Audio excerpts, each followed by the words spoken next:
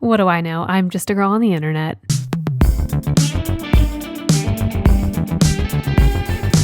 Metamorphosis, whatever this is, whatever I'm going through.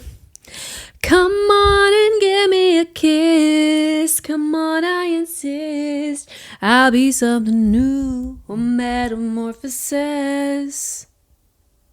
Every day is a new sensation. Every day, contemplation, on vacation, an incarnation, celebration. Metamorphosis. Whatever this is. I'm sorry. Did you think this was Hilary Duff? Oh, so sorry. You thought you went on Spotify and played Metamorphosis by Hilary Duff. Sorry, you're actually listening to Girl on the Internet podcast. Hey, what's up? What do y'all know about Metamorphosis by Hilary Duff? Can I just say this resurgence of Hilary Duff being all over my internet feeds is amazing. As a true nostalgic yearning for the 2000s early 2000s kind of girly, as I talked about in the last episode, Hilary Duff and her little comeback, I'm loving it. I am and always have been a Hilary Duff stan. That is where my fangirl behavior truly began. I had Hilary Duff, Lizzie McGuire posters in my room. I aspired to be like her. I saw her as this older sister figure. I was like, she's blonde, she's quirky, she's fun, she's sort of misunderstood. She wasn't the popular girl in the TV shows. Especially Lizzie McGuire, she was just a regular girl. Hilary Duff truly shaped my childhood. I had so many things about her. I remember going to the book fair in elementary school, and I got this about Hilary Duff little soft paperback book with pictures and trivia and things about her, and I loved that thing so much. I loved it so much that I made one of myself because I loved it so much.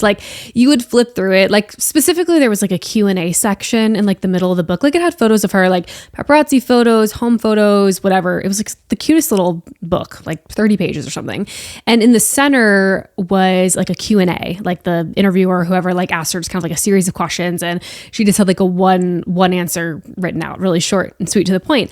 And I loved that so much that I replicated that. I drew a photo of myself on white printer paper, and on the other side I asked myself the same questions, where, what's your birth town, how old are you, favorite color, favorite food. It was just very simple cutesy questions that a preteen tween wants to know about their favorite singer, their favorite actress. So I made my own, and then I stapled it together, and I just was oh my gosh, I'm Hilary Duff. I have my own little Q&A situation. It's so fun.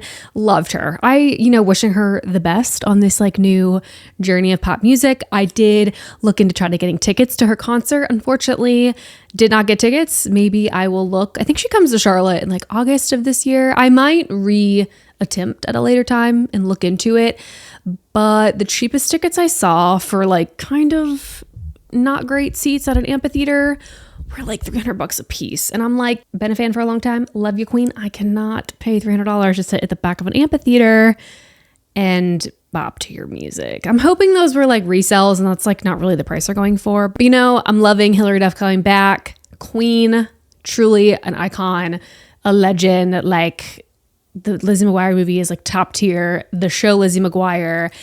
I have a photo of myself at some point from my childhood. I don't remember how old I was. Actually, I'm going to look that up really quick. Metamorphosis, Hilary's first studio album, came out August 26, 2003. I would have been 8 years old when that came out. And I'm pretty sure, I think I must have gotten it for my birthday or Christmas of 2003, because my birthday and Christmas are 2 weeks apart. It was one or the other. I don't remember, thinking Christmas, but I'm not entirely sure. But I do have a photo of myself getting that album. Again, I was obsessed with Hilary. She was my girl. I have a photo of myself holding that Metamorphosis album. And if you know what it looks like, it's Hilary Duff's face, the wind blowing in her hair. It's this turquoise background. And I am grinning ear to ear. I have just the biggest look of happiness and excitement and joy on my face. I'm holding this album and I'm like, yes, bitches, I finally got it. Like, I'm so happy to have this album in my hand. Hillary was my girl. That album was burned into my little boombox music player that I had in my room growing up. I listened to that album to the point where I'm pretty sure the CD wore out. Anyways, what the fuck have I been talking about for almost 20 minutes? How does this happen to me? I'm ready for spring, guys. Ready for spring. I am a big fan of the southern seasons. I love southern fall. I like southern winter. I've talked about it before. I like a little snow. I'm over it now. I recently did like a tiny little clothing haul. I say haul. I did like a tiny little bit of shopping. And this was justified. I know a few episodes ago I was talking about consumerism and money and buying shit that you don't need. I'm well aware. I talked about that. But I definitely wanted to elevate my wardrobe in some places. And I kind of went through my closet the other day and I was like, wow, I have had this in my closet for years. I could not tell you the last time I wore it. I really should do that thing that is on Pinterest and TikTok that I see constantly. That's like, when you wear something, you flip the hanger and put it back. And then like at the end of the year, any hanger that hasn't been flipped around means you didn't wear the thing and you should get rid of it. I really should do that. But I was going through my closet the other day and I was just like, wow, I thrifted this a long time ago, or I bought this and I like haven't worn it, and I just was getting overwhelmed by that. And I'm looking at stuff that I'm like, wow, I can't believe like I spent money on that, I haven't worn it, or like wore it once and whatever. Or it was so cute. I loved it. I tried it on. It wasn't very flattering on me and I bought it anyways. Like dumb mistake. Like, I don't know why I do that sometimes. So went in my closet, kind of weeded out like a good amount of stuff, surprisingly, 2 like large garbage bags worth. And I'm planning on donating it to a women's shelter because I would like them to go to, a more deserving situation. Not to say anyone that shops at like Goodwill isn't undeserving of that, but I believe the women's shelter that I have in mind is they do free donations to women that are unhoused or dealing with any domestic violence or, low income or whatever. And it's more of just like a give and take situation. Like they don't have to pay for it, which would be ideal for me. Obviously Goodwill is overflowing with stuff all the time. And then they just, charge for your free donations. So I'm looking into donating to a shelter, to a women's shelter where they are free, would be the best case scenario. And I have all that in my car right now, planning on taking it there, and just did some light shopping. I'm really, really trying to work on not getting stuff because it's trendy or it's cool or I think I want it, or I think I'm gonna wear it to this like one occasion. I'm like, I want to get more like staple items of clothing, things that are very versatile, things that I can see myself wearing in a few years, trying to steer clear of just like super micro trends or whatever, like big patterns that are very popular for the time. So I'm just, kind of picking here and there, and I'm 30 now. I'm like literally so old, you guys. Okay, 30's not old. I want to elevate my style a little bit. Like I'm not trying to look like a professional businesswoman, but I'm like, okay, like I don't need to be wearing yoga pants and leggings 24/7. I should explore the options in my closet and like wear a pair of jeans. If you're listening, I'm pointing to my jeans in real life that I'm wearing right now for the podcast. Put together and piece together some cute outfits. Like I have skirts, dresses, cute jeans, your cute jeans, in my closet that I just like don't ever wear. So I'm just like telling myself 2026 is sort of the year I'm trying to like elevate my style, try a little bit harder with what I wear. It doesn't mean I'm never going to wear a pair of yoga pants ever again. I just would like to introduce more of like a polished, look. I still might come do the podcast in no makeup and like an oversized t-shirt and leggings, and that's fine. But for the most part, I'm like, what can I do to broaden my horizon? I actually made a Pinterest board the other day where I was pinning some ideas for outfits and for clothes. And I literally labeled the board expanding my outfit horizon, because I'm just that dedicated to trying to do that, to try to just spice it up a little bit. And I'm not totally changing my aesthetic and my personality and my vibes. I just want to have more cohesive outfits, or like accessorize more, or wear a cute belt because it matches, or whatever the case is. All of that to say, I picked up some nice spring transitional pieces and things from Old Navy and Marshalls. It was a very lovely sort of retail therapy kind of day. Had some great interactions with the employees. It was like, when did I go? Monday or Tuesday? It's like middle of the day. I was off of work. I did all my work from home stuff, and I was like, I'm going to go. I had to run errands, like get groceries and stuff. So I was like, I'm just going to do a little stop. And it was like the store was empty. It was really nice. I was like one of those people where like you're on the road and you're like, does anybody work? What are all of you doing here on a Tuesday at like, 1 o'clock in the afternoon? That was me. It was me. I was one of those people. So yeah, got some cutesy spring stuff. I'm also into some more sophisticated, like patterned pajamas, more like matching set pajamas. Again, not to say I'm never going to wear an oversized tee and some leggings when I'm lounging around the house, but I love the idea of like a cute little matching pajama set. So I picked up a couple of those from Marshalls. They have really, really great affordable ones. Very soft. A lot of them were actually cotton, which is really great. Very soft, very cozy. Yeah, just like switch it up. Just like kind of, lounge around the house in something a bit cuter. And let me set the record straight real fast. Not that I think anyone would question this, but I just want to put it out here for the record. This is not because I have a boyfriend and I'm trying to impress him or look better for him. I don't do shit like that for a man ever, mind you. When I was single or when I'm in a relationship, I do stuff for me to feel good for me. I do not wear cutesy little pajamas to try to impress my boyfriend. I already have him. I don't need to impress him. Okay? I'm not elevating my wardrobe and trying to look cuter with my outfits to impress my boyfriend or anybody else. I'm doing it for me because I want to look back on photos of myself and be like, wow, I loved how I dressed, or just generally have the opportunity for good conversation out in the wild. Someone compliments your jeans, you can talk about your jeans. Someone is, talking to you about, expanding your horizons on outfits, and I can chime in. Just because that's just who I want to be. And again, I'm trying to step out of this comfort zone of like being a cartoon character where I wear the same damn thing all the freaking time. You know what I'm saying? The t-shirt, the leggings, I got to stop doing that. I got to stop doing that every single time I leave the house. Again, this is like for me specifically in my life. I am not a mom of like several kids who has a very chaotic, hectic, busy life. I'm not doing all these crazy things where it's like all I have time for is a t-shirt and leggings. I'm like, I do have time. I have the resources and the capability to hang out, think about an outfit, curate it, put it on, and go. So that is a goal for myself. Again, there's no judgment, no shame ever really on this podcast, but especially about that. Like clothes we're not shaming people for what they wear or don't wear or whatever. Again, this is more of like a personal goal for myself. And yeah, I enjoyed that little mini shopping spree. Lots of florals out, pastels, spring. I'm ready for her. Got some cute outfits I want to wear. I want it to be spring. I'm nervous about my allergies this year because I do be sneezing. Okay. I do be snotting and sneezing when, the pollen becomes very rampant.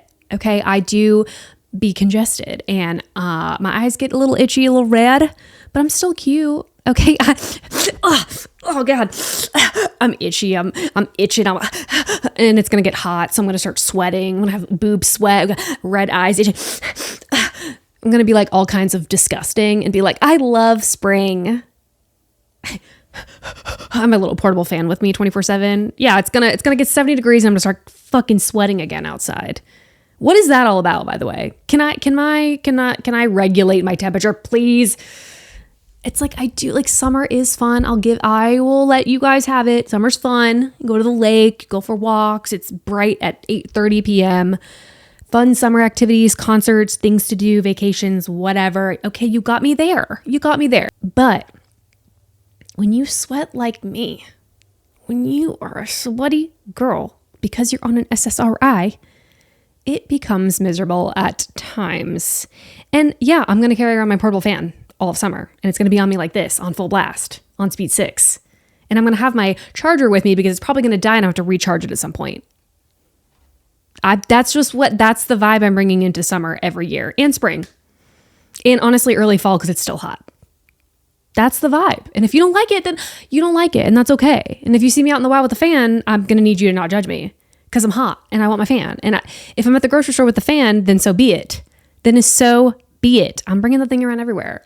Should I get like a lanyard for it and just like wear it around my neck? Genius, hands-free, big brain energy. I now have a story that I've been wanting to share with you guys for quite some time now. Like I have been holding on to this.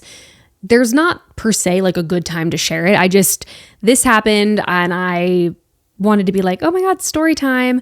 I don't have a lot of exciting things happen to me in this lifetime. I feel like some YouTubers were like born to do story times or whatever, podcast things that are happening. I'm not that kind of person. I feel like thankfully life is fairly run of the mill vanilla most of the time. And I'm okay with that. That is fine with me. I get a little bit of spice once in a while for weird shit that happens, but I'm like, you know what? I don't need crazy freak stories and accidents and like whatever. But I do have a story to share of something that happened, and it is now like a permanent part of my memory bank, and it just is wild. So let's take it back to September 2025. So last fall. Chris and I celebrated our 1-year anniversary together, and we decided that we were going to go to Asheville. And if you don't know, Asheville is like the mountains of North Carolina. Very beautiful, very lush. It's gorgeous, especially if you can make it in like October when the leaves are turning yellow and golds and reds, and it's beautiful. September is nice, but obviously like the fall leaves have not technically started. But Chris loves the mountains. I love the mountains. I've been to Asheville several times. Ever since he moved to North Carolina, I was like, I literally have to take you to Asheville. It's beautiful. You're going to love it.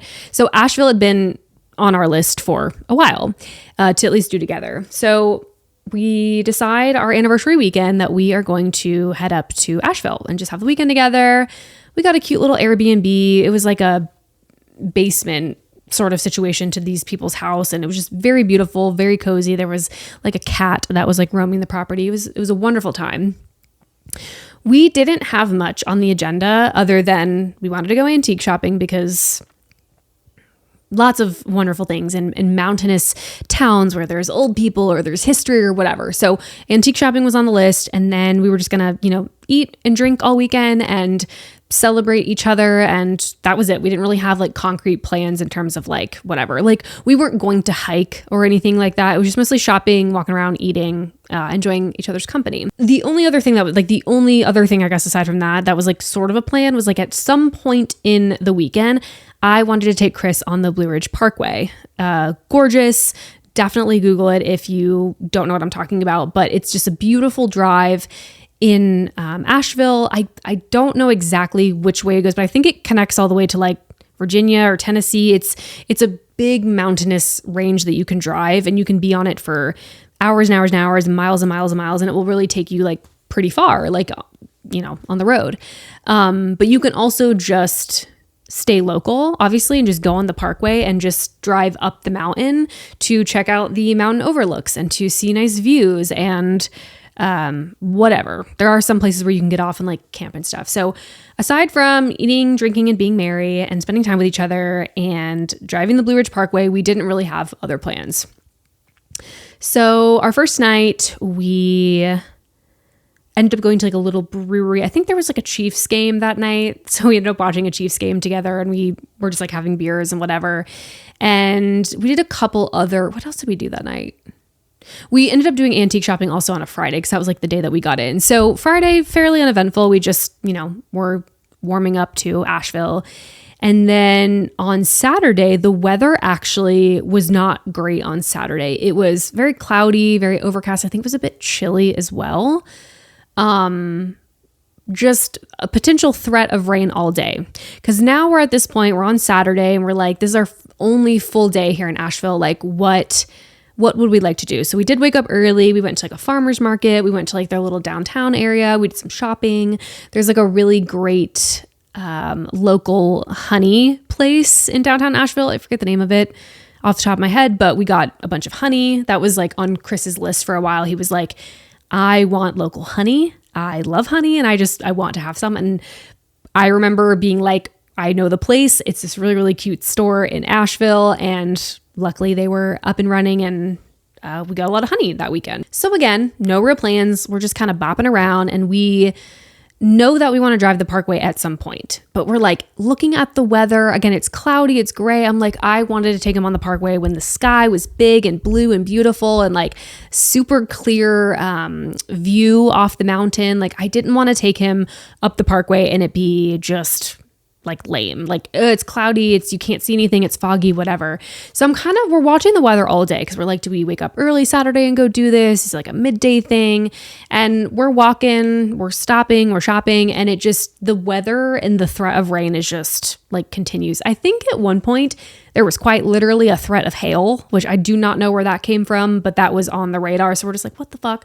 So we get to the point where the day is continuing, we're shopping, we're eating, whatever, and it hasn't really rained at all. I think it may be like a light sprinkle at one point. There was never a point where we had to like seek shelter because it's pouring rain. It just was overcast and cloudy the whole day.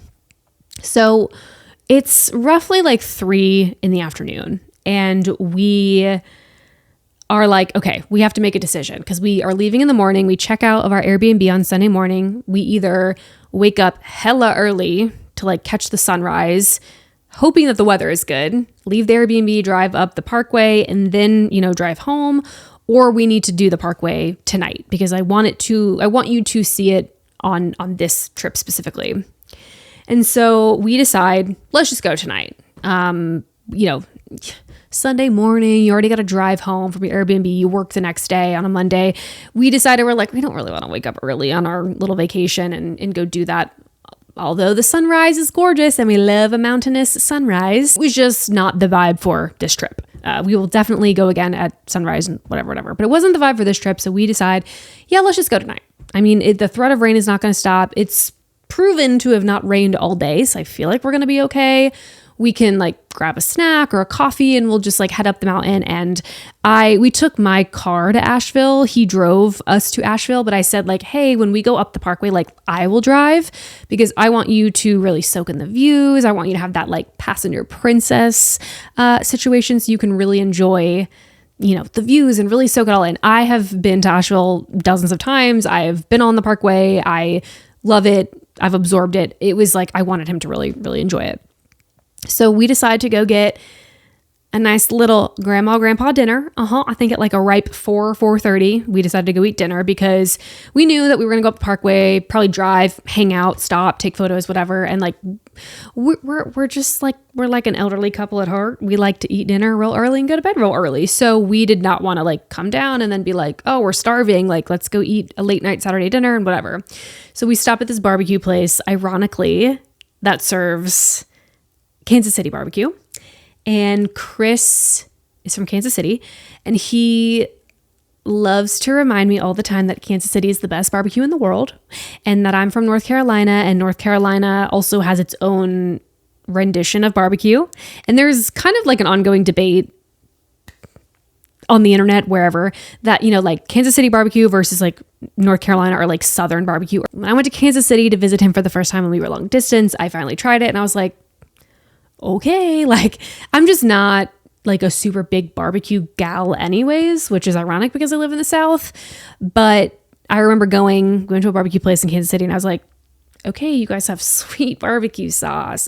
Whoa. Like I'm like, okay. And I'm like a big like vinegar gal. Like I'm a salty kind of vinegar, burn in the mouth, mustard, like the smellier and the grosser, the better. Give it to me. I'm going to eat it. So the sweet barbecue sauce, I was like, okay, it's good, but like, whatever. I'm not like doing backflips over it.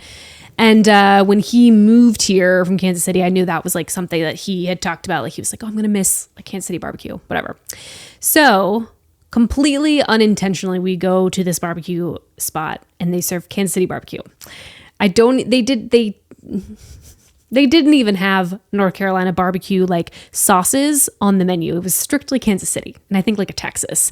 And so he, of course, was just like on this high horse and jokingly, of course, making fun of me the whole time. He's like, yeah, Kansas City barbecue is so much better. Like, this is in North Carolina and they don't even have North Carolina. But like, he just is like, he is on this high horse. He's texting pictures to his friends back home. Like, he is, and I'm soak it up, buddy. Yeah, soak it in. Must be not.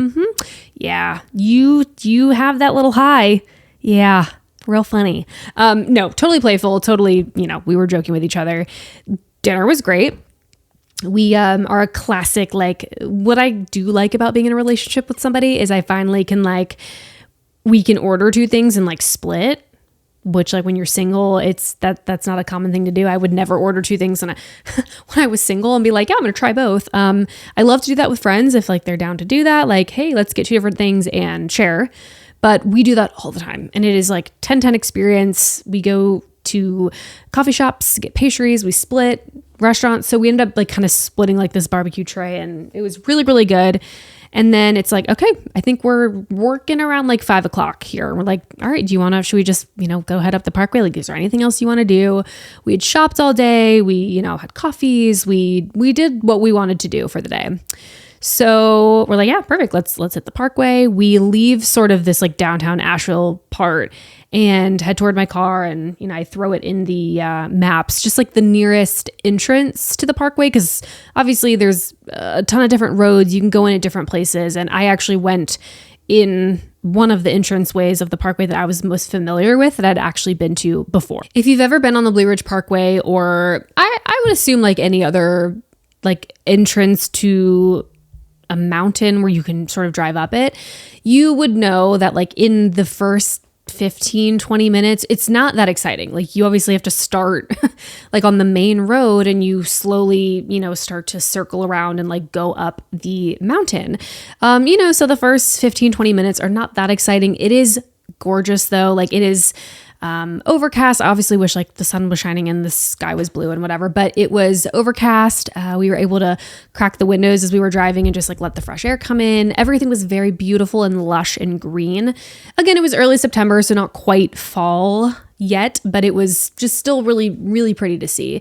So, first 15-20 minutes, we're just listening to music, we're just vibing, and he's just looking out the window and I'm just driving up and I'm enjoying the view as well. But it's like, I'm like, he needs to see it. It's his first time on the parkway. So we're going up, and once we start to get to like an altitude where it's like, okay, now we're seeing some stopping points at an overlook. We should definitely like get out, check out the view, and then like keep going, because the higher you go, the better the views are. So, we get out, first overlook that's like kind of worth our time. We get out, take a few photos, just like, and him and I love nature. We love the mountains especially. So we're just taking every bit of it in. And I am just having this really sweet moment where I'm like, oh my gosh, my at one time long distance relationship now lives in North Carolina. I live, less than 3 hours away from these beautiful mountains. Like, what a cool, just like reflective moment. I'm just like taking it all in. I'm like, I can't believe he's finally, seeing it. I've talked about Asheville and the mountains for so long. Like, he's finally here. We're finally here. We've been together a year. This is crazy. Just soaking it all in. Get in the car, keep driving. And we pretty much stop at like every other overlook or so, because again, we want to check out the views. We're having a good time. We've got no agenda, no plan. We are just vibing. So obviously, like I said, higher you go, the better the views get. And we are now on the parkway for probably an hour and a half, maybe pushing 2 hours. It goes by really quickly because, you drive for like a good amount of time and then it's like, oh, there's an overlook, or like you'll drive some more and be like, where's the next overlook? Like they come very randomly. So we go up, and then, we've been in the car for a while. We've been to several, we've taken several photos. Like, we've really enjoyed everything so far. He's, really getting that taste of the mountains, and he's truly appreciating the Blue Ridge Parkway in Asheville. Now that he's there. And so we kind of get to like one of the last overlooks that we're at. And, I'm like, hey, like, what do you think about turning back? And like, we got to obviously drive all the way back down. Like, I'm in the vicinity of having to pee, but it's not like an emergency by any means. But I'm like, oh, okay, I definitely think we should drive back down because I'm going to have to pee. And it's sort of getting dark, nothing too crazy yet, but it's sort of getting dark. And also it was starting to drizzle a tad compared to like the earlier in the day. It was like, it's going to pour, it's going to this, it's that. Starting to drizzle. He's like, yeah, perfect. So we hit one more overlook and then, just kind of hang out there a little bit longer than the previous ones because it's our last one, get a few more photos, some photos together. And it's like, all right, cool. So we are going to make our way back down the mountain. So I do the little U-turn in the overlook and start heading back down the mountain. If you were also familiar with Blue Ridge Parkway or again, I assume other mountains, but I'm going to talk for the Blue Ridge Parkway specifically. When you're driving down, there's nothing. Like we don't have big restaurants on the side of the mountain and, hotels and it's the mountains, right? So, you have great cell service. Keep that in mind. So we start driving down. He's still looking out the window, enjoying the view now on the opposite side. And obviously you're coming down a mountain, so it's curve after curve after curve. And I am driving a normal pace, focused on the road, come around this one curve. So I'm coming down the road and I'm coming around this big turn and I look up and I don't believe what I see at first. So it didn't really register when I saw it with my eyes. It registered when I drove past and saw it in my rear view mirror. I actually saw it in my side view mirror. I see it, it doesn't process, I keep driving, and then I look in my side mirror, and then I really register that there is a man laying right next to the road in the grass, with some form of a bike, near him. And immediately when that registered, after looking in the mirror, I, to some memory, just remember going, oh my fucking God, there's a man on the side of the road. We have to do something. Chris, totally oblivious. Because why? He's enjoying the view, looking out the window, being a passenger princess as he should, because it was his first time on the parkway. So I'm freaking the fuck out. I'm like, oh my God, I work in healthcare. I work in trauma. This could be a lot of things. Okay. I'm not a doctor, not a nurse, but I've seen my shit just simply by doing bedside PT in a trauma setting. Thank God I'm CPR certified, all that stuff. I whatever. And there's just so much running through my head. The minute I see him, my first sort of coherent thought was, please don't be dead. Please, I don't think I could deal with it. I can't do that. So luckily, probably maybe 100 feet from where this man is laying in the grass. And again, it's the road is like this. And then there is a pretty decent slant, dip in the grass that leads to trees because it's a mountain. Hello. Everything is on a slope. So the road is even and straight, but the grass, and as soon as you kind of get in the shoulder, is all just downhill. It's like a slope. It's a friggin' mountain. You guys with me? We're on the mountain, by the way. And, luckily, about 100 feet away from where he was is an overlook. I'm like, thank fuck, because where am I going to park my car? What do I have to do? Thank God there's one literally right there. In my little Toyota RAV4, my little white, sweet car, I'm pushing it. I whip it into that overlook. And the overlooks are typically shaped like a U, on the side, off the road. So you can literally pull your car from one end to the other. So I pull in and pull my car to the furthest point of the U before it attaches back to the road. Total adrenaline takes over at this point. These memories are very spotty, but from what I can remember, freaking throw that baby in park. I rip the keys out. I have on just I think I'm wearing athleisure, maybe leggings, and I had a light jacket on, but I'm wearing Converse because I love Converse. I wear them all the time.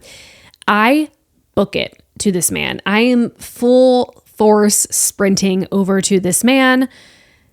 I want to say in that moment I was aware of the traffic and the surrounding, but at the same time, I feel in my memory, it's I'm focused on seeing if this guy's okay. Chris is behind me. Immediately run up to him. He is sprawled on the grass. His hips and his legs and his feet are higher than the rest of his body. So he is his head and his shoulders are sort of down the slope, kind of facing the trees. So his hips and his feet and everything are higher than his head. So, which if you're in healthcare, that's not really great for blood pressure or for anything like that. So I know that something's not like great, and he's not moving. He's very pale. I'm like, please don't be dead. Like, I'm literally like, what is going to happen right now? So I run up to him, and luckily just at a glance, like, thank God there were no like bones sticking out. It wasn't like a gruesome situation. Thank God. He was wearing khaki shorts, and I just sort of like push on his like thigh in his shorts. And I said, "Hey, sir, are you okay? I think you're hurt. Like, are you okay?" Like, I don't even know what I'm saying at this point. I'm just trying to get his attention. And he just mumbles and goes, "Oh, I'm fine. I'm fine. I'm good. I'm good." I'm like, fuck. I'm like, he's not good. Probably concussed.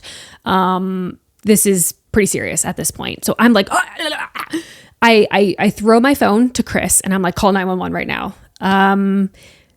Totally insane experience. I have called 911, I think like once or twice in my life for very minor emergencies. I'm trying to make sure this guy is okay. Like, again, I will take the healthcare hat and wear it and like do a quick assessment, make sure he's okay.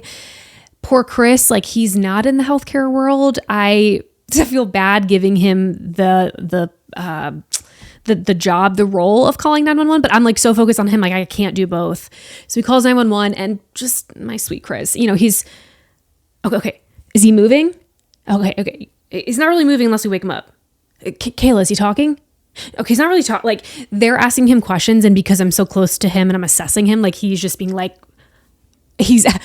they're asking this, and then they get to the point where it's like, where are you?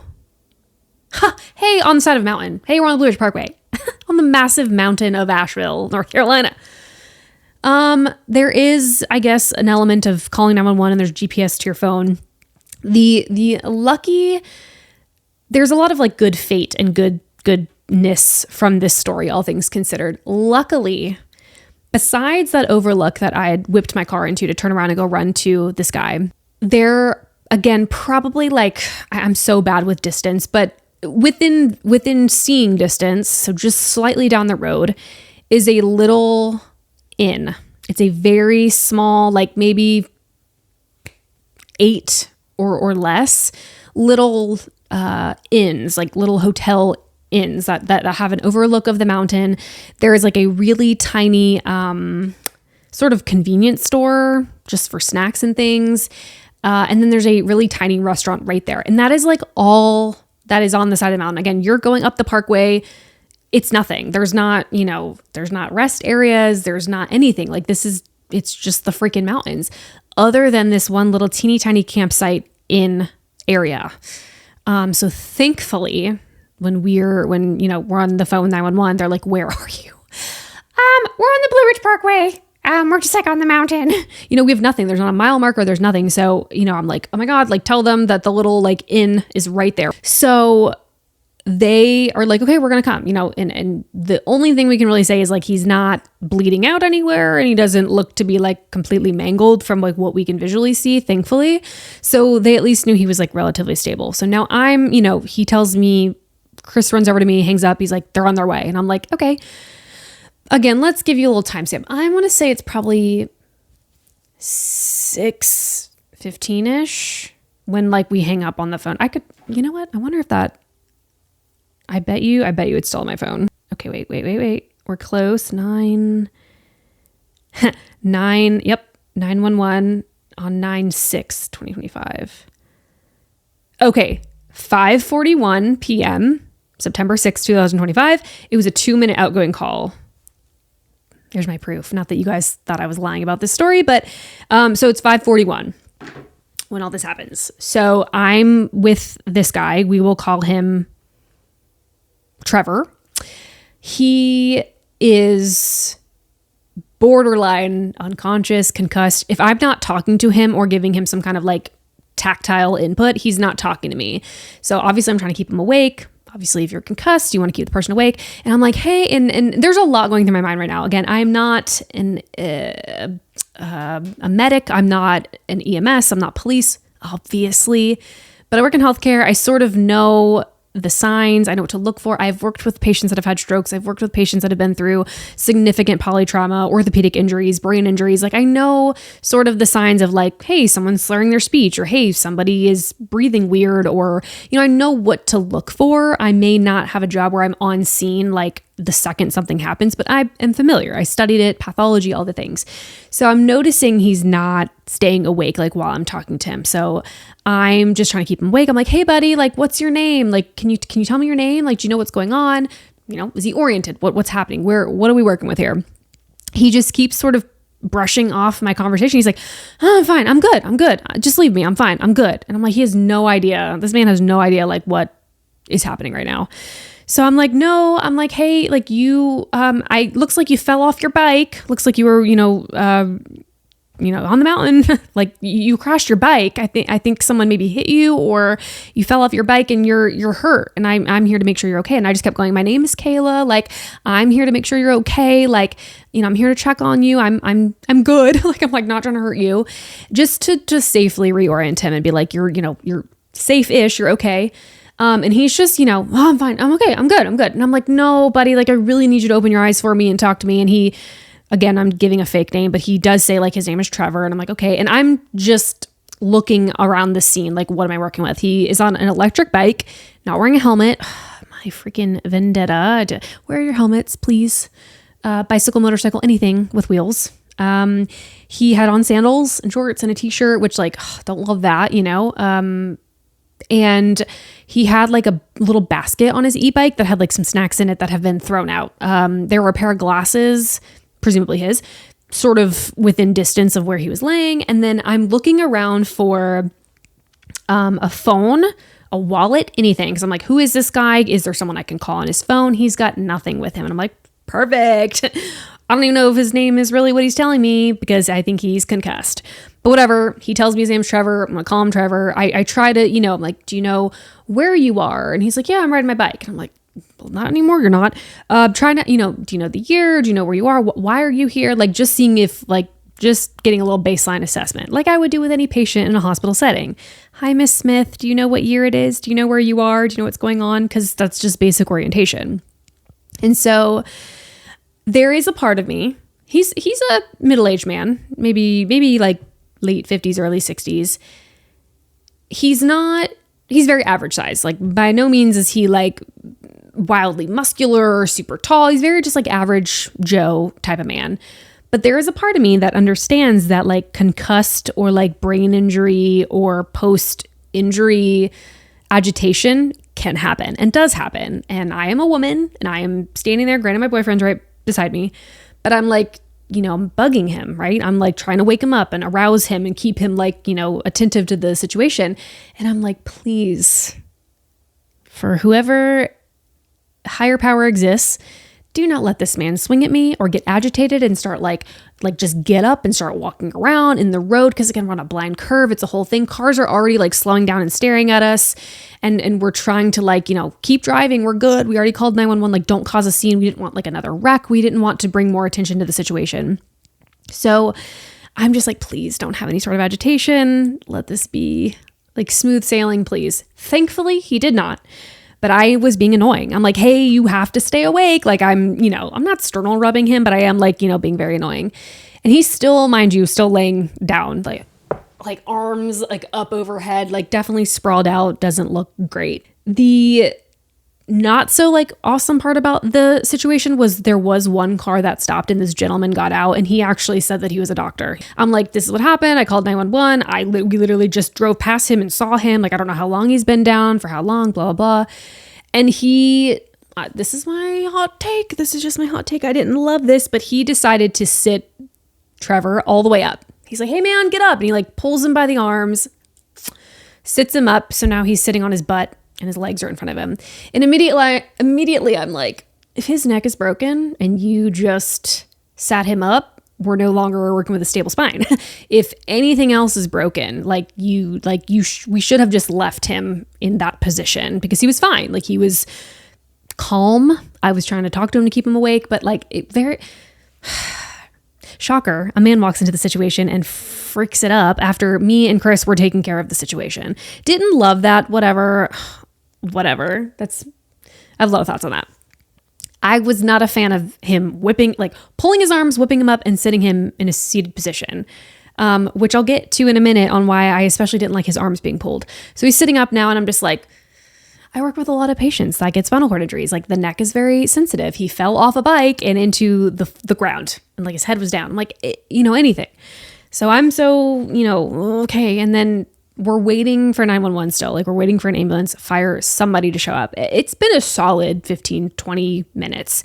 Still nothing. Like, nothing in the vicinity. And we know that we're pretty far up a mountain. So I'm like, just thank God he's not bleeding out. Thank God we're not this is a bigger situation, whatever. We're not dealing with a severed limb or anything. And the doctor dude that's in his fucking Prius and his Colorado hoodie, so you guys good? Or I'm just he's okay, right? And I'm like, yeah, we'll stay here with him. Like, we found him. Like, of course I'm going to stay here until somebody gets here. He's like, all right, well, I'm going to head out. Yep. Yeah. Like, don't come to the scene, act like a damn hero and think you're, I'm a doctor, and then just leave. Like, we had the situation totally handled, mind you. Whatever. He was nice. I was just kind of like sort of angry that he tried to be a man and take over the situation, blah, blah, blah, blah, blah, and use his little I'm a doctor card. Like, yes, love it. You're a doctor. You definitely have more education than me, more credentials. I understand, but don't try to shit on me in the situation and just generally be like, oh, I know more than you. So whatever, he leaves. It's Chris and I again. Now he's sat up. So I'm like, I'm not going to lay him back down. He's already sitting up. And I just do what I do to try to comfort somebody. I had press-on nails on at the time, as I do right now. And I just sit there and I'm just gently scratching his back. And I'm just trying to talk to him. I'm like, hey, Trevor, do you come to the mountains often? When's your birthday? I'm just trying to see if anything jogs his memory. I'm trying to keep him awake, just trying to keep him calm, prove that I'm friendly, all of this. And as I'm sitting there and I'm, scratching his back, and he's just, he's slumped over, and I'm telling Chris, I'm like, I'll sit with him, telling Chris, can you look around this area a little bit more? Look for a phone, look for glasses, look for anything that might belong to him. And of course, we only find the glasses, there's nothing else. I'm sitting there with him, and this is when I look at his shoulder, and he starts to do this. So audio listeners, think about when you roll your shoulder because your neck hurts or something. He's rolling his shoulder, and his left shoulder is severely dislocated. And I know that move all too well because of healthcare and PT and stuff. If you have a dislocated shoulder, you feel that, and you're subconsciously trying to pop it back into place. So he's rolling his shoulder, and that's when I sort of am like, damn, I should probably assess him to see, or give the medics something, because we're waiting for so long. And I'm like, fuck, his shoulder is fucked up. Which, going back to the doctor that stopped, that's why I'm don't pull on his arms to sit him up. Literally, also a beautiful rule of thumb when you are in PT or any sort of patient handling situation, you don't pull a patient by their limbs. You support at big parts, their trunk or their femurs. Do not ever pull somebody by their arms, especially if they've been injured. So I don't know if that doctor pulling him up made the injury worse. I doubt it. I think it was already pretty fucked up, but I'm don't, and again, if his spine was unstable, you sat him up. I just didn't love it, but whatever. So his shoulder's super dislocated. He's trying to maneuver it. And I'm like, hey buddy, let's just leave that arm really still. And I'm just trying to almost pin it to his arm, you would have it in a wrapped cast or whatever. And I'm like, let's just not move it. I'm trying to distract him. So again, I'm sort of scratching his back and trying to distract him from whatever pain he might be experiencing, especially with that arm. And, I'm like, hey, does anything else hurt? Now I'm like, does your belly hurt? Internal bleeding. Does your chest hurt? Broken ribs, head, I'm trying to ask him. He's got a couple scrapes and scratches, and he's like, yeah, my hip really hurts. And he's like, my arm, he did say his chest was hurting a little bit. And I'm like, damn, okay. I knew he was banged up more so internally, because again, you get flung off a bike, hit by a car, you contact with the ground, you're pretty much guaranteed to break something or whatever. And the older we get, our bones get a little bit more fragile and what have you. So it is now probably 6:30-ish. No ambulance yet. And I'm like, fuck. I'm about to put this guy in my car and take him myself. Trevor is trying to get up. So he's still sitting on the ground. He's trying to get up. So he's taking his arms, pushing his hands through the floor and trying to push himself up and like offload his butt. And he's using that dislocated shoulder to push on the ground. And I'm like, eesh, like I'm getting like, ugh, like it gave me chills to see him try to push with that dislocated shoulder. I'm like, hey buddy, we're going to sit right here and wait for help. And again, confused, a tad disoriented. He just kept going, I'm fine. Like, I'm good. Like, let me get back on my bike. I'm good. I'm fine. And I'm like, no, like you're hurt. Like an ambulance is coming. You might have to go to the hospital. I didn't want to freak him out, but I was like, no, like you can't just like walk away from this. Like, letting him know that's why we're sort of holding him hostage essentially. And, I'm like, you're hurt. We really need to get you looked at. Like your shoulder is definitely like, is not okay. They're going to come look at you. He's like, I'm fine. Like, I don't need an ambulance. I'm okay. Like, I'm fine. And I just was like, okay, like I didn't want to argue too much, but I was like, okay, well, let's just have them double check anyways. Like, how do you de-escalate a patient that's like somewhat confused? Again, there are cars passing on the road. We're for the most part kind of like doing, like we're motioning to like have them keep going. We're not trying to make this big scene and have 50 cars stop and then cause a scene or a potential accident. So we're trying to just like keep it moving. This bright blue Jeep is on the opposite side of the road and pulls into the grass. And this woman in a hot pink, like long maxi dress and this cute little jean jacket gets out, runs across the road. And she's like, oh my God, is everything okay? And I said, yeah, like, I'm like, it looks like he got hurt. We saw him, kind of shortened the story. And she goes, oh my God, is that Trevor? Obviously says his real name. And I go, yeah, are you his wife? And she goes, no. But I'm a teacher and he's the principal of my school. I shit you not. We're going to call this lady Samantha. Her name was not Samantha. We're going to call her Samantha. It doesn't matter. It's not like it's HIPAA. These weren't my real patients or whatever. We're going to call her Samantha. She goes, I teach at whatever school. I don't even remember. He's the principal. Oh my God. Like I know his wife, like blah, blah, blah. Like, he frequents this area all the time. I think he like camps on the weekends. Like he bikes all the time. This is crazy. We were driving by. We literally are going to that inn right there. We have dinner reservations at that little restaurant right there. And we just drove by and I recognized him from across the road. And I'm like, what the fuck is going on? Like, what a bizarre 1 in a million chance someone's driving by and recognizes this man. Mind you, we are still sitting side of the road. It's getting dark. It's raining a little bit. His glasses are off. He's very disheveled looking. And she recognized him? Fucking crazy. This dude's guardian angels were truly with him on this night. But anyways, I'm like, oh my God. And then Samantha's husband gets out of the car and sort of joins us and we're still waiting and we're chatting and whatever. And, she's like, I know of his wife, like never really met her, but like I know of her. And so Samantha starts talking to Trevor and she's like, do you think, your wife's phone number? I'd like to call her and just let her know what's going on. And by some incredible memory that this man has, he's able to recite her cell phone number, which shout out to him in his potentially concussed state.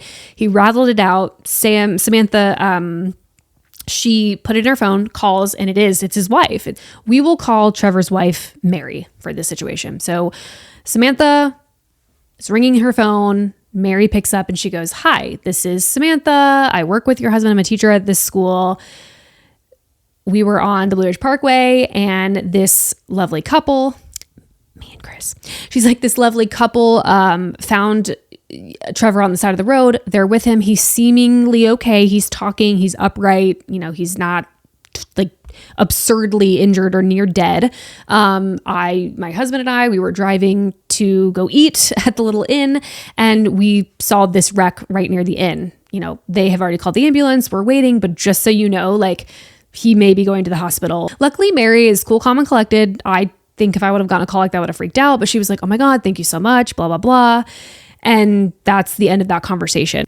It's now working on like 6:45-ish. So we've been waiting there an hour for EMS, fire, somebody to come and help this poor man. And again, I am so grateful for not only for Trevor's sake, that he was stable, but also just like Chris and myself and like just the whole thing. Cause I'm like, what do you do waiting an hour if someone's like bleeding out on the side? Like there were just so many possibilities of how this could have been so much worse than it already was, that I'm so grateful that like, that I'm grateful it wasn't the worst case scenario, you know, or I'm like literally like, you know, tourniqueting a limb to prevent it from bleeding out. Like luckily he was stable, because my God, it took an hour for, the fire department to actually get there first. And again, no shade. I love my life-saving crew, EMS, EMT, police, fire. Obviously you guys are the world's best, but we're up on the mountain. We had been driving up the mountain for some time. Like we are definitely like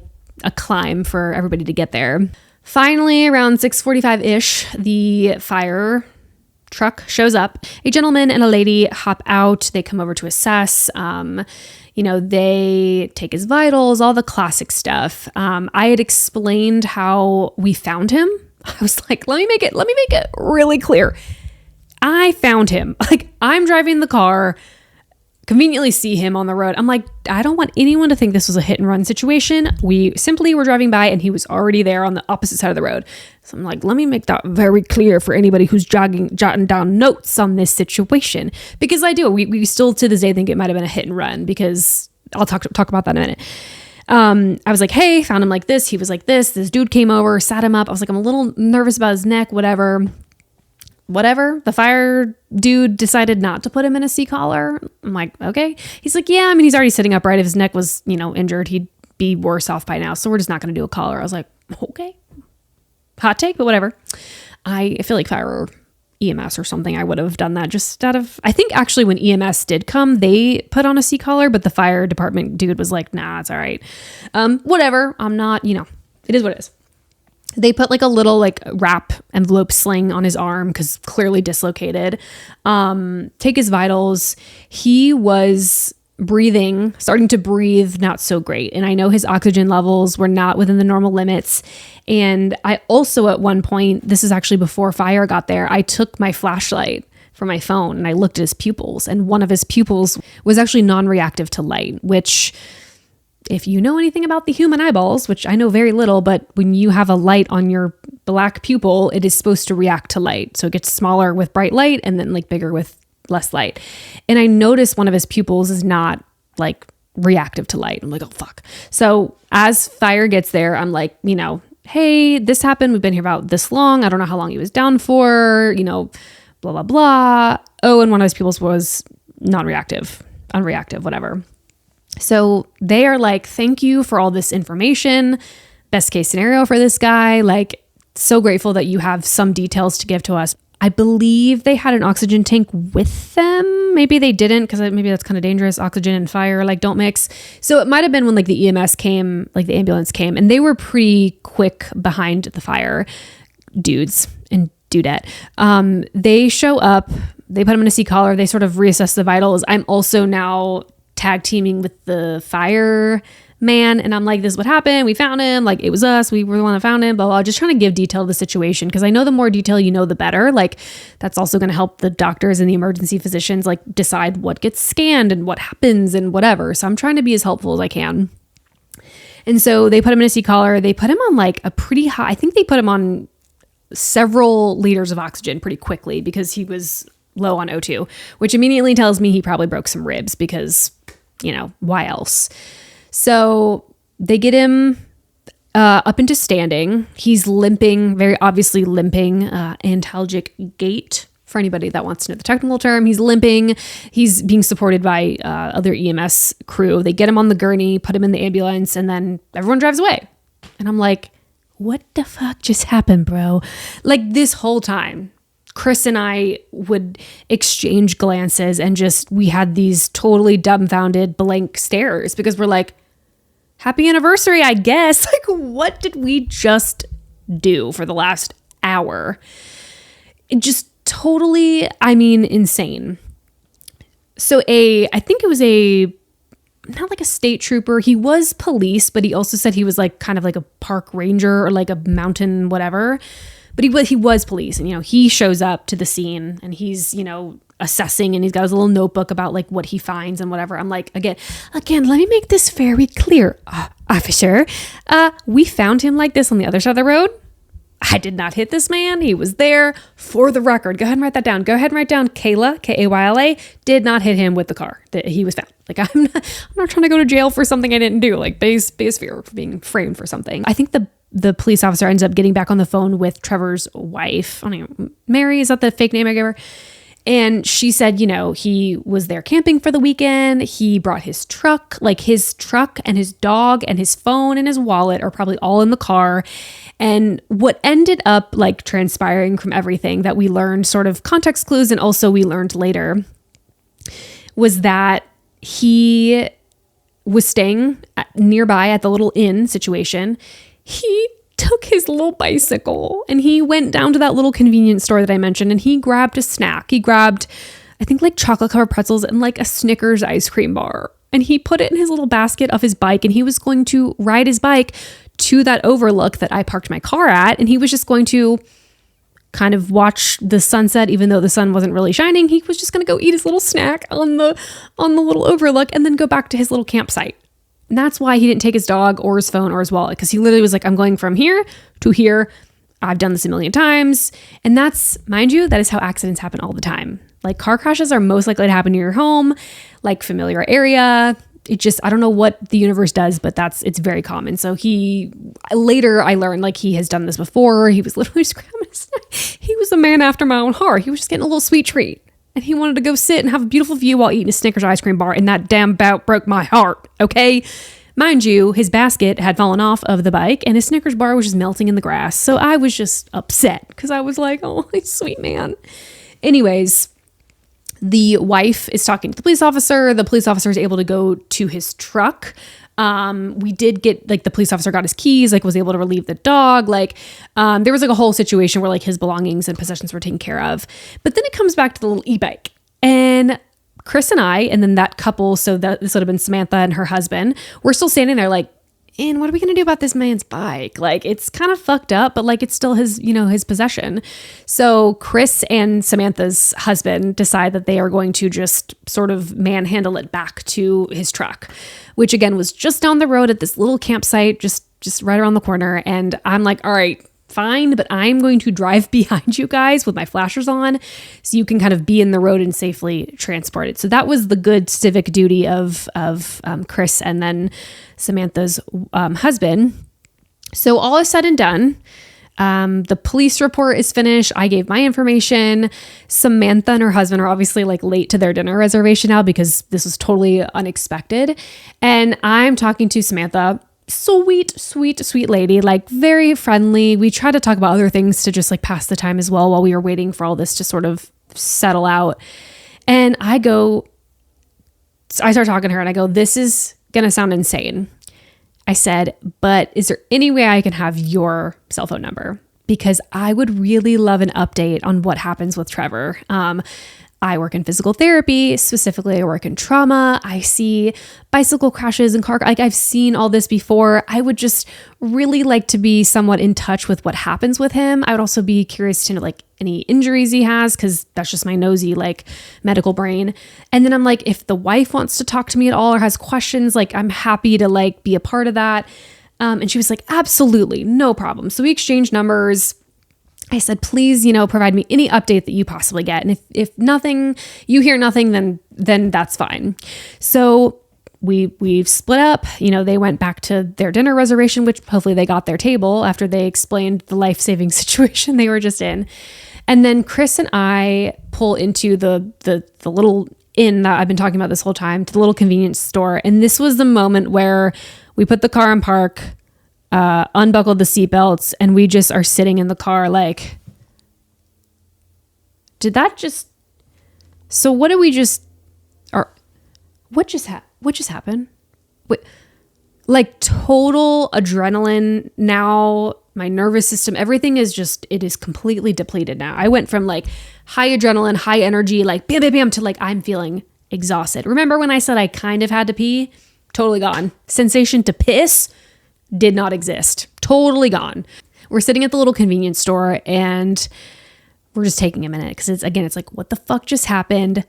Chris has especially never been involved with something like this because, again, does not do healthcare. Like, it's not his world. Like, this was not insanely crazy to me other than seeing a man on the side of the road. You know, it was just like, what just happened? This is our anniversary. Like, and then it's like, we almost didn't come to the parkway tonight. Like, we almost went in the morning. How long was he there? Like, we just, all these questions sort of start spiraling and like we're thinking of different things and different scenarios. And oh my God, I can't believe Samantha pulled up and like, she knew him. And like, what the, like, all of this is just, you know, he knew his phone number, like so many just crazy things that we're just like spitballing back and forth. We run into the convenience store to use the restroom. I still did not have to pee.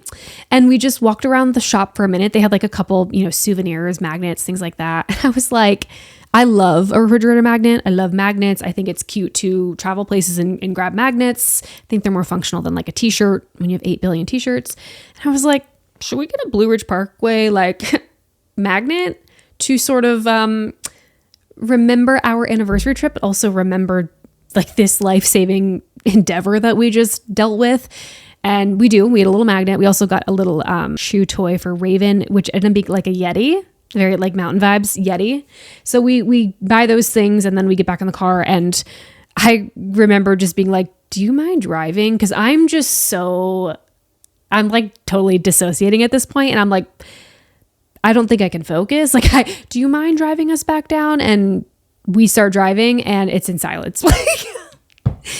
Like, you know, when you hit a pothole really hard and really loud when you're driving, and then you have to discipline yourself by turning the radio off and you're just in silence. Like, that's like what we did.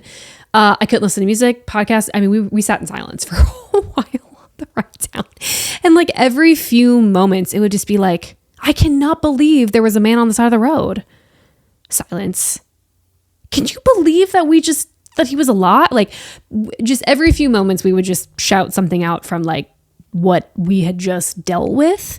And then we also started talking about like, how the hell do firefighters and EMS and paramedics do this all the time? Like, and this wasn't even the worst of the worst situation. Like, this was not a mangled body in a car. Like, we just started talking about everything. Like, how do people do this for a living? Blah, blah, blah, fight or flight. And also shout out to my iconic, masculine, amazing boyfriend who's not afraid to let a woman lead. He was like, and you know what? I'm so glad you took charge of that situation. I was happy to stand by and follow your lead. And that right there, friends, is a green flag of a man. Chris, if you're listening, love you. Yeah, that was the sexiest thing he's ever said, by the way. He literally was like, I was happy to stand by and follow your orders. Thank God you took charge of the situation because I wouldn't know what to do. And again, that right there is a green flag man. He knew that situation was more so my speed, and he let me take care of it instead of trying to mansplain it and walk all over me and call the shots. Like, it was a beautiful situation. I love that he said that. It stuck with me because, again, it reminds me I'm with a good partner who like doesn't feel the need to have any sort of toxic masculinity or be intimidated by a woman taking charge of a situation. So the drive down is in silence. It's getting dark. You know, it's fall, so the sunset is a lot earlier. We finally get like back down to the main road, and again, this sort of adrenaline is wearing off. Like, now I'm like, okay, now I gotta pee. And there's a Ingles, which is just like a little grocery store nearby. And I'm like, well, we ate, you know, at like 4:00. I'm a little hungry, but like, I don't want to. That was the other thing. We were going to just have a quick little fun ride up the parkway, come back down and go to a brewery or go to a small bar or, you know, have a little little night out on the town. Nothing crazy, but we were going to do something. And very quickly, very easily, we were like, fuck no, we're not going out. Like, this is Airbnb, shower, lay down, process what happened, go to sleep. So because you were going to stop at a bar and like maybe just have a little night out, there was a little element of hunger. I was like, let's just go to the grocery store, get a girl dinner. We got like fruit, cheese, crackers, and something sweet. And we drove back to the Airbnb, and we just, like, again, a lot of silence, a lot of sitting there, a lot of like, what just happened? What's going on? Like, just a wild experience, a wild way to tie up our anniversary weekend. Crazy. I mean, we talked about it for weeks after that. Like, remember the guy? Like, crazy. Later that night, I get a text from Samantha, who again is the woman that recognized him. They worked together, and she said, I wonder, do I still have, let me see. I might still have our text message. I didn't want to delete her number because I'm like, You never know. She texted me at 8:56 p.m. I have all messages. She said, I haven't heard anything yet. Wife is with him and friends got the truck and the dog. Thank you again. And I said, send updates if you hear anything. Thanks for your help as well. She texted me at 10 o'clock and she said this, update on Trevor. He broke his sternum, fractured 3 to 4 ribs, dislocated shoulder, small brain bleed, and a broken hip. They're still running tests, but if nothing else shows up, he's going to be admitted for pain control and probably some PT, which she knew I was in PT. So I said, oh my God. I was like, I had suspicion for all those injuries. Thank you for telling me like the deeds again. Like I wanted to know like what happened. So crazy. Like he had a very small brain injury, brain bleed, probably subdural hematoma, something like that. Very classic when people fall. Subdural is very common. She said, so glad you all came by when you did. His wife continues to be very grateful for everything. And I said, oh my God, me too. Like what a great, I mean, obviously horrible situation for this poor man, but thank God someone with at least medical knowledge and the ability to be empathetic cared and stopped and like acted on that. Cause you know, who's to say like multiple people didn't drive by? Like how long was he down? Did multiple cars drive by? Like were we the first people to see him? It's just so many questions. Sunday comes and goes. I don't hear anything. Monday, I get a text from Samantha again and she goes, hi Kayla, Trevor's wife called me this morning. She wants to give you a call. Can I share her number? I said, yes, absolutely. The wife ended up calling me and basically just saying like, thank you. Like you saved his life, just really nice things. Very appreciative of what had happened. I also, gave her a bit. I'm like, do you want to know details? Like how we sort of came to the scene and like what all transpired. So I was able to tell her a little bit of that. It was really nice to be like, oh my God, he remembered your phone number and told us that. So like, that was cool. After that, I didn't really talk to Trevor's wife anymore, but then I was keeping up with Samantha. I'm like, hey, any updates? Like this is Tuesday.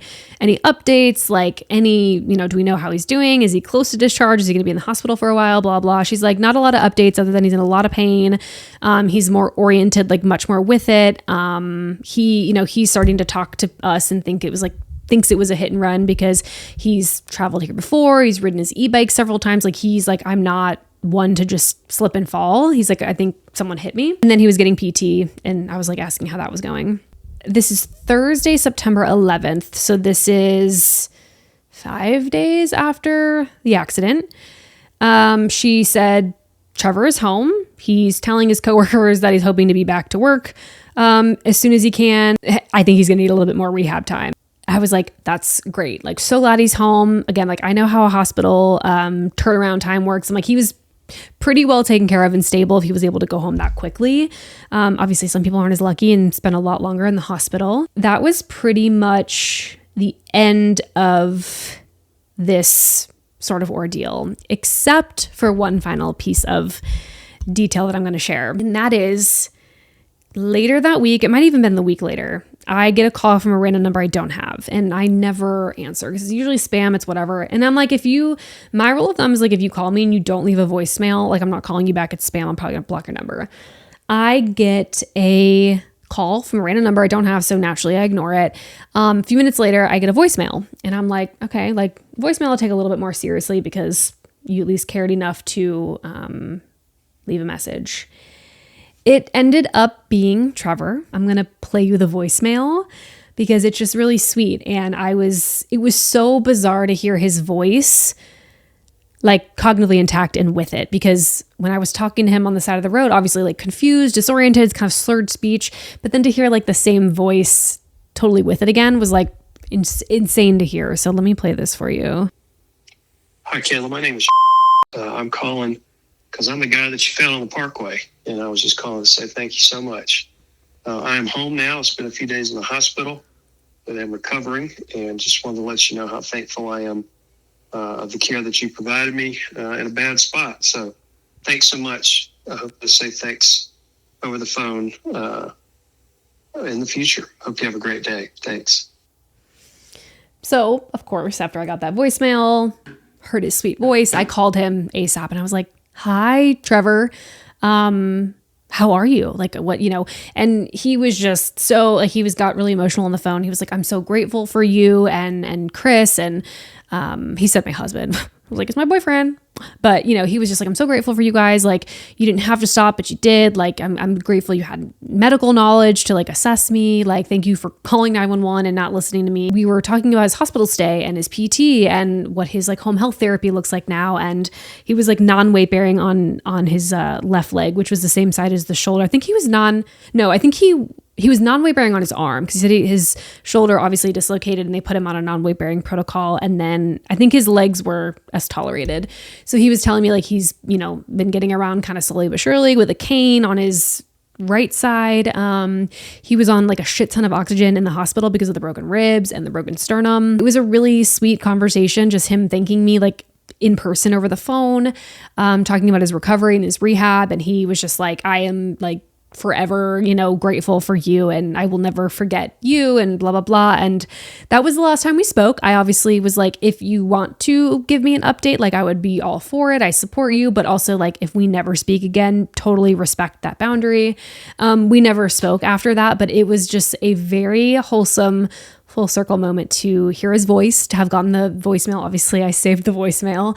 And yeah, it was truly the wildest experience of my entire life. It was also like a really great bonding experience. And like Chris and I like reflected afterwards. We're like, you know, this is a great test of the relationship. Like we both handled things under pressure well, and we didn't scream at each other, and we worked things out, and we were collaborative, and it was great. So that was like a very interesting thing to talk about. We're like, oh, okay, it's like a little relationship test on our 1 year, and it went well.